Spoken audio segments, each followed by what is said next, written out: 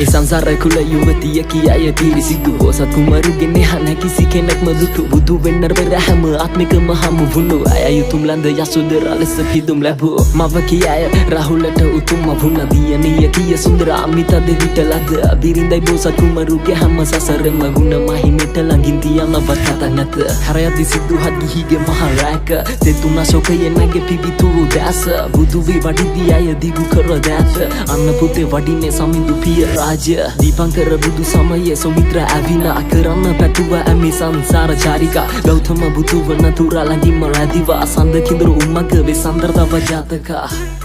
සරකුල යුවතිය කියාය පිරිසිදු ඔසත් කුමරුගේ නෙහන කිසි කෙනෙක් මදුතු බුදු වෙන්නර පෙර හැම ආත්මිකම හමු වුණු අය යුතුම් ලන්ද යසුදරා ලෙස පිදුම් ලැබුව මව කියාය රාහුලට උතුම් වුණ දියණිය කිය සුන්දර අමිත දෙවිට ලද බිරිඳයි බෝසත් කුමරුගේ හැම සසරෙම ගුණ මහිමෙට ළඟින් තියනවත් කතා නැත හරයදි සිද්ධුහත් ගිහිගේ මහරැක තෙතුන ශෝකයේ නැගේ පිවිතුරු දැස බුදු වී වඩිදී අය දිගු කර දැත අන්න පුතේ වඩින්නේ සමිඳු පිය රාජ්‍ය දීපංකර බුදු සමයේ සොමිත්‍ර ඇවිලා කරන්න පැටුව ඇමි සංසාර චාරිකා ගෞතම බුදු වන තුරා ළඟින්ම රැදිවා සඳ කිඳුරු උම්මක